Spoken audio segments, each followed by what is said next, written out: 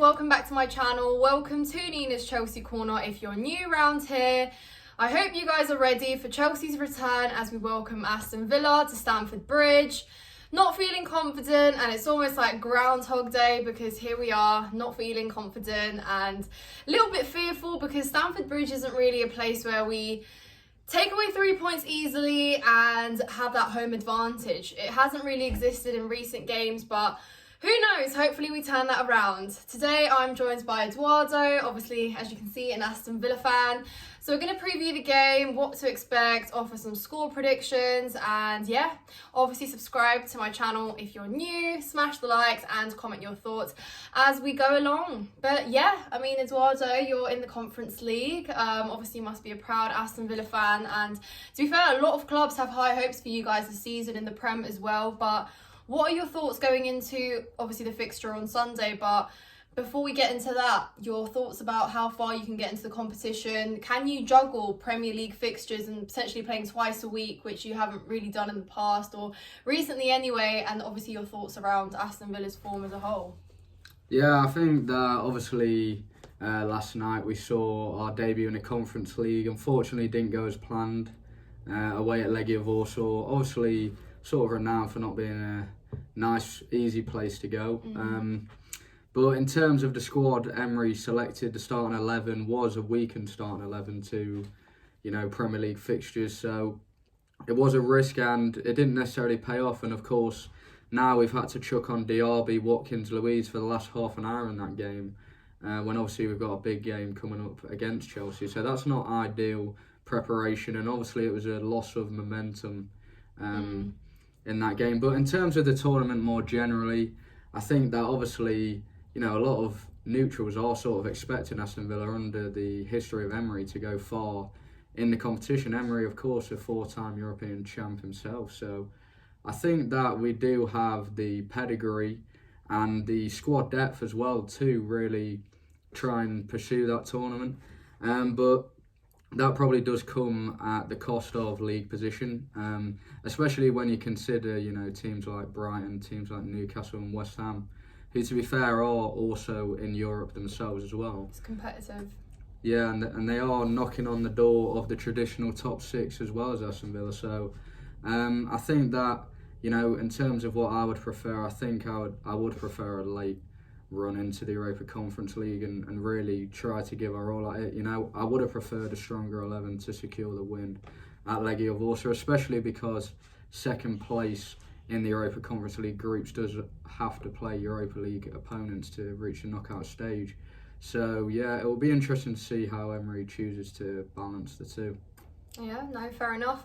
And obviously you're looking at the Premier League rankings. I mean, quite embarrassing, but you guys are 7th now. We're 14th. So going into that Sunday fixture, I think us as Chelsea fans, and I'm sure you guys will agree, we're not feeling confident. And like I said, Stamford Bridge isn't really necessarily a place where we think that, 3 points come easy, and actually teams come to Stamford Bridge and they know how to expose our weaknesses. They know where our weaknesses lie. And when you are talking about players like Diaby, who have had a great, start to life at Villa, and we've struggled with that kind of left back position there. We've been rotating aimlessly, playing players out of position, and it doesn't seem like right now we have that kind of solid regular starting 11 there. So on that note, you guys are already have that one up on us, and it really kind of depends on how we set up. But I think you're going to give us a game, and you're not going to play that sort of low block that we've seen us struggle against with other teams when we played like Forest and West Ham. So I think you guys are going to be quite threatening up front. I think we're already miles apart in terms of you guys can score goals. We can't. I mean, it's already in the statistic. I think you guys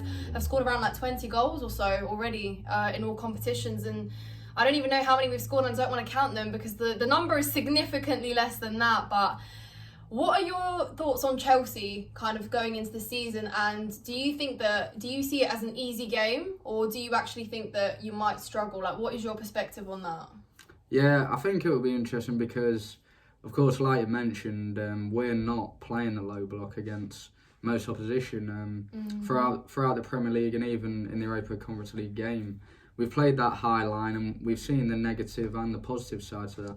In both of our losses against Newcastle and Liverpool, our high line was unfortunately utterly exposed in both those games. But that was against two very competent counter-attacking teams, and also two very tough away day fixtures at St James's Park and Anfield.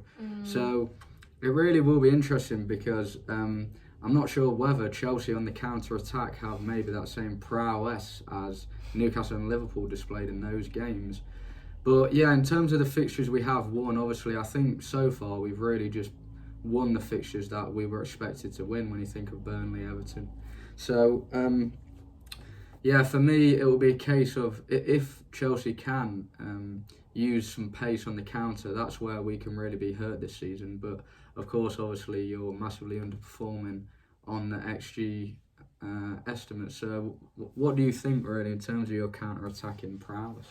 I'll tell you, it doesn't exist. Like how you say, where you give other teams opportunities to hit you guys on transition and counter attacks, we don't have that. I mean, we don't take advantage of those moments, and we're slow in transition. That's the truth.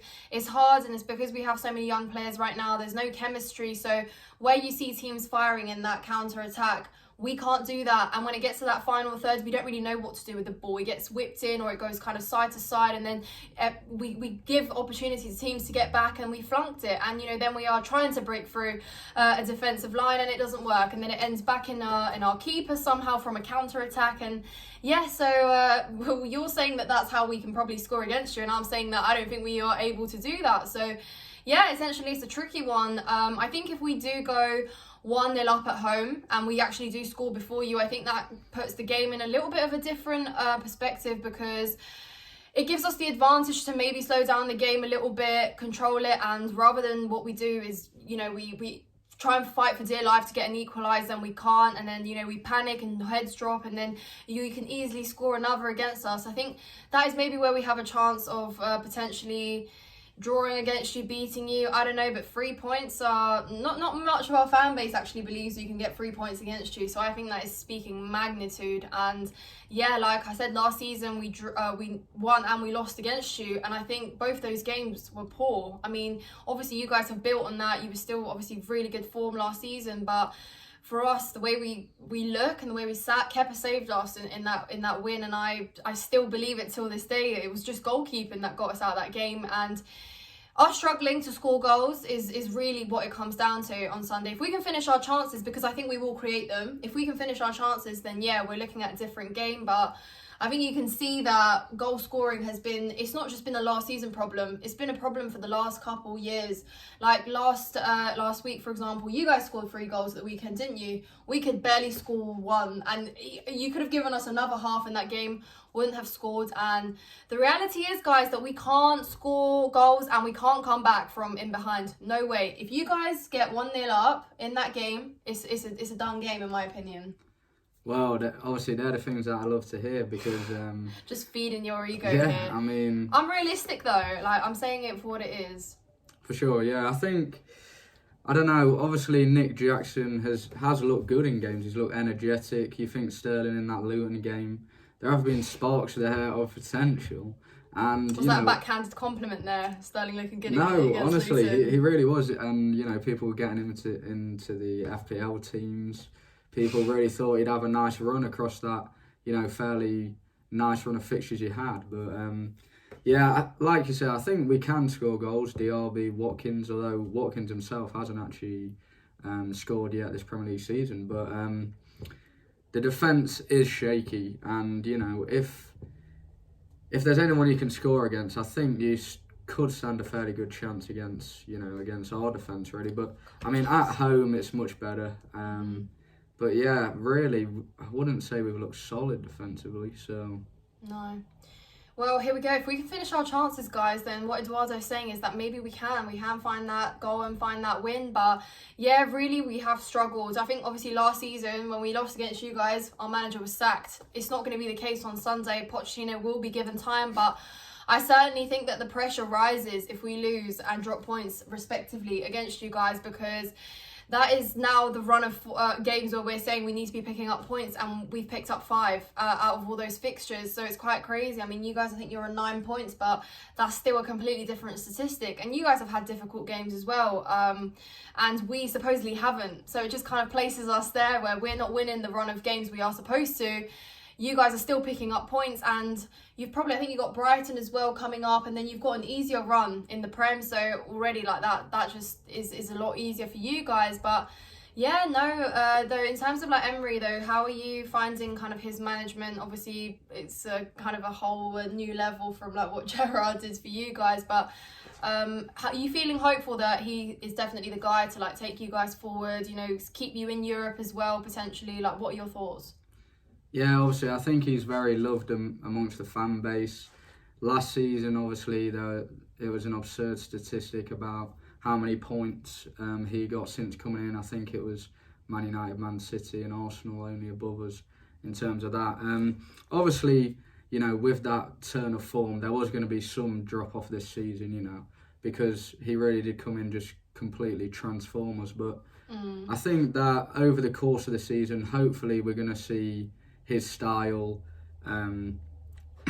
implemented even further, and also we're going to see how he manages European competition now, because obviously he was able to secure that for Aston Villa last season, and so that's the things that he does best really as a manager. And obviously good news for Aston Villa on our general squad depth going forward is that potentially this week we could see the return of Alex Moreno. How long has he been out for?